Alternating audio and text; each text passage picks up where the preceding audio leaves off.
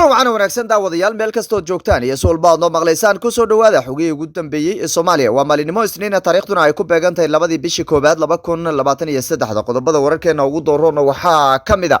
dagaal xoogan oo ka socda duleedka magaalada Tukaraq kaasi oo u dhaxeeya ciidamada Puntland iyo Somaliland iyadoo ciidamada Puntland ay la wareegeen deegaano dhowr ah oo ay gacanta ku hayeen ciidamada Somaliland halka magaalada Laascaanood oo wali cakiran iyo ciidamada Somaliland oo wali ka wada magaaladaasi gaboodfaladii ay horeyba uga geysanayeen iyagoo wali isku dayahaya sidii ay ku soo afjari lahaayeen dibadbaxyada ka socda magaaladaasi shacabka ayaana wali sii wada dadaalada ay kaga hor imaanayaan falalka foosho xun ee ciidamada Somaliland ay ku hayaan shacabka magaalada Laascaanood maamulka Somaliland oo ku kala jabay in ciidamada Somaliland laga saaro gobolka Sool iyadoo maalmihii ugu dambeeyay xisbiyada mucaaradka iyo waliba saamileyda siyaasadeed idayaasha dhaqanka waxgaradka iyo sidoo kale siyaasiyiin ee Somaliland ay soo saarayeen baaq ku aadan in ciidamada Somaliland gabi ahaanba laga saaro magaalada Laascaanood beesha caalamka oo war ka soo saartay xiisada ka taagan magaalada Laascaanood amar culusna dul dhigtay madaxweyne Muuse Biixi ayayna ku eedeeyeen in isagu uu ka dambeeyay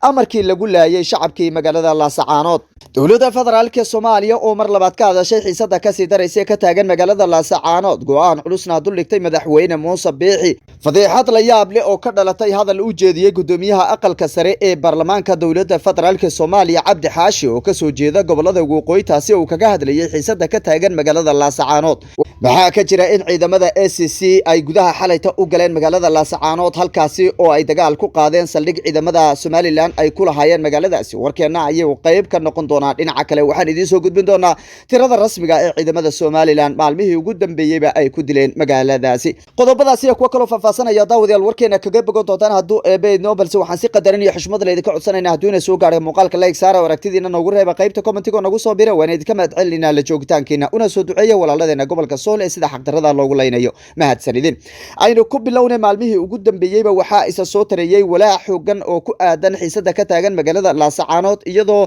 mas'uuliyiin badan iyo siyaasiyiin iyo waliba dowladda federaalka iyo sidoo kale saamilada siyaasadeed ururada siyaasadda ee Somaliland iyo waliba dowladda federaalka iyo sidoo kale maamulka Puntland ay baaqiyo kala duwan ka soo saarayeen taasi oo ku aadan sidii loo dejin lahaa xiisada balse ugu dambeyn waxa ay gaadhay meeshii ugu dambeysay in ciidamada Somaliland iyo Puntland ay faraha isla galaan shalay galab ayay ahayd markii uu dagaal ka dhacay magaalada Tukaraq taasi oo markii dambe guushu ay ku raacday ciidamada Puntland isla markaana ay gudaha u galeen magaalada Tukaraq oo markaasi ay ku sugnaayeen qaybo kaga mid ah ay kaga sugnaayeen ciidamada Somaliland magaaladani ayaa lagu dhex arkayay madaxweyne ku-xigeenka Puntland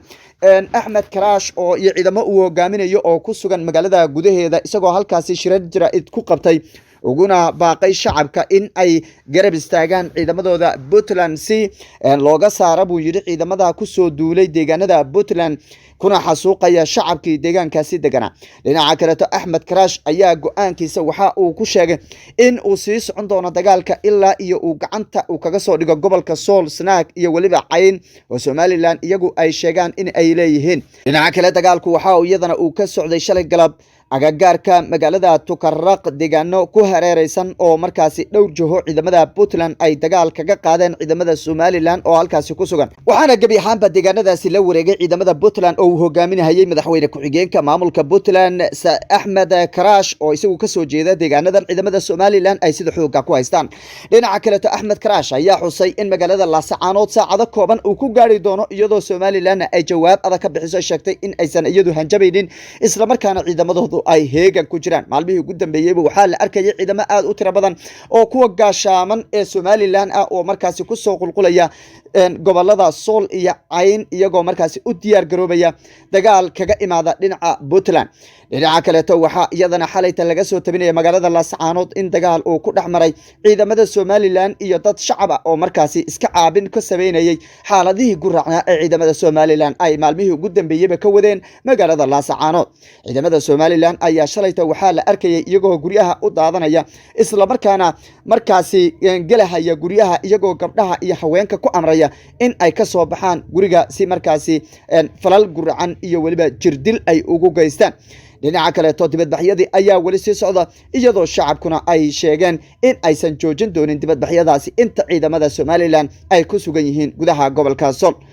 tirada ciidamada Somaliland 8 maalmood ee ugu dambeeyay ay ku dileen magaalada Laascaanood ayaa kor u dhaafaysa 30 qof oo shacab ah oo kamid ahaa dadkii sida nabdoon ugu dibadbaxayay magaalada Laascaanood halka dhaawacuna uu kontomeeyo kor u dhaafayo waxa dhinaca kale wali sii socda beegsiga iyo waliba toogashada haldoorka gobolka Sool iyo waliba gaar ahaan magaalada Laascaanood oo ay geysanayaan ciidamada Somaliland dadkaasi tirada dhan ee ciidamada Somaliland ay halkaasi ku dileen ma ahayn dagaal dhexmaray laba ciidan ama dad hubeysan waxa ay ahaayeen dad si nabdoon u dibadbaxaya isla markaana soo jeedinaya tabashooyinka ay ka qabaan maamulka halkaasi ka taliya balse ciidamada Somaliland oo aad moodid in horay loo abaabulay ayaa xabad nolol u adeegsaday dadkii sida nabdoona ugu dibadbaxayay magaaladii ay deganayeen waxa ayna ku tilmaameen xukuumadda iyo waliba saraakiisha ciidamada hogaaminaysa in dadka ay laayeen ay ahaayeen dad aan ahayn muwaadiniin Laascaanood isla markaana ka soo horjeeda jiritaanka iyo waliba qarannimada Somaliland afayeen u hadlay xukuumadda madaxweyne Muuse Biixi ayaa isku taagtaagsaday in dadka la laayay ay ahaayeen dad qaran dumisa oo aan doonaynin jiritaanka midnimada iyo qarannimada Somaliland waa soo hadalka u dhigay waxa dhinaca kale uu xusay in dadkani ay ahaayeen dad ka soo jeeda koonfurta Soomaaliya oo ay ahayn dadkii reer Laascaanood ee halkaasi deganaa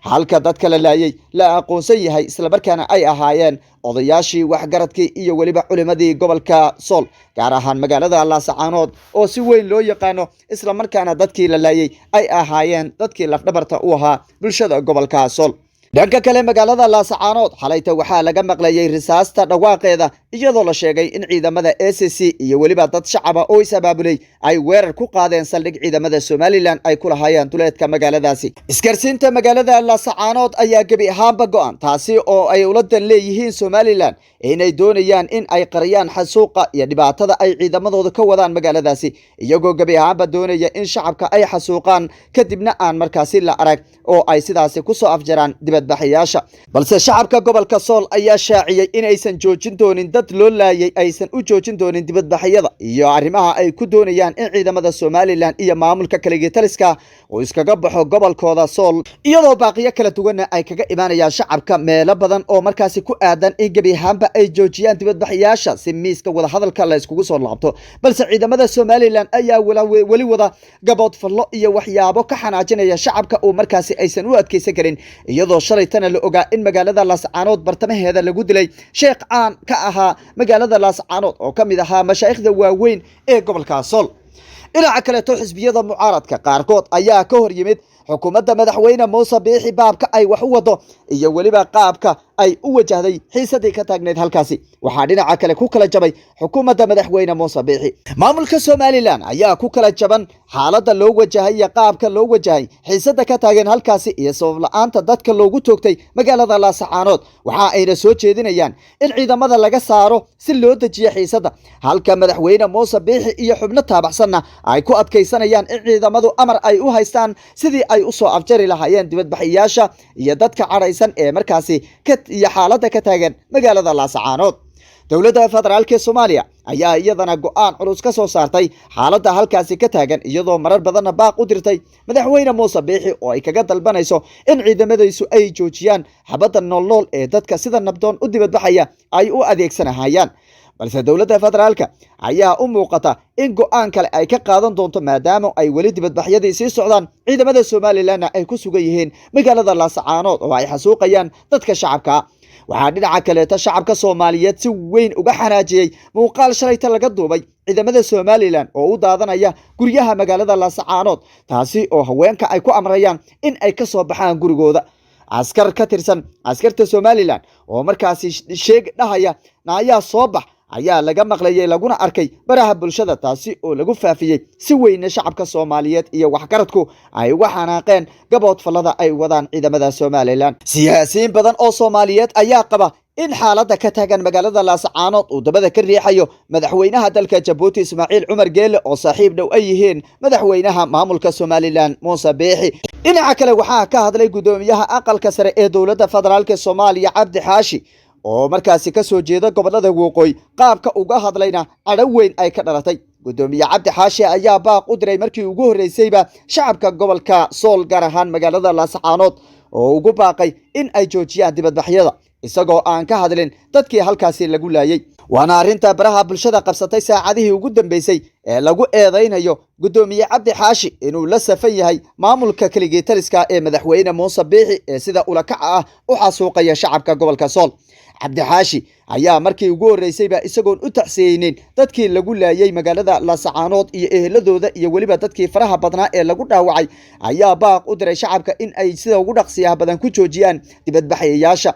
balse dibadbaxayaasha waxa kiciyay kama uusan hadlin gudoomiye cabdi xaashi. wuxuu dhinaca kaleeta la hadlay oo baaq jilicsan u diray maamulka Somaliland oo uu sheegay in ay ciidamadu ay ku laabtaan saldhigyadooda isagoo aan gabi ahaanba amar ku siinin maadaama uu yahay gudoomiyaha aqalka sare ee dowladda federaalka Soomaaliya isla markaana mug iyo maamuusba kula gudaha dalka Soomaaliya in ciidamadaasi uu amar ku bixiyo in laga saaro gobolka Sool si loo dejiyo xiisada halkaasi ka taagan. balse cabdi xaashi baaqyadii ka soo baxaya dowladda federaalka waa uu garab maray oo waxa uu baaq u diray shacabkii caraysnaa ee dadkoodii la laayay ee guryahooda loogu galayay ee lagu xasuuqay magaaladooda in ay joojiyaan dibadbaxyada. waana arrinta cadhada weyn ay ka dhalatay isla markaana lagu tilmaamay gudoomiye cabdi xaashi qaabka uu u wajahay iyo qaabka uu uga hadlay inaysan ahayn qaabkii ku habboonayd ka gudoomiye ahaan iyo waliba ka mas'uuliyad ahaanba. daawadayaal wararkeena dambe ayaad kaga bogan doontaan wixii ka soo kordho xiisada ka taagan magaalada Laascaanood ee cirka isku sii shareeraysa iyo ciidamada labada dhinac ee Puntland iyo Somaliland ee ku sii qulqulayay iyo waliba dadka shacabka oo ayagana ay subaynaya isla markaana sheegay in ay jawaab culus ka bixi doonaan ayna u argudi doonaan shacabkii dhibaatada xoogan lagu gaarsiiyay magaalada Laascaanood. wararkeena dambe ayaan idinku soo gudbin doonaa tan iyo kulanti dambe waxaan idinka tagaynaa amaan Allah.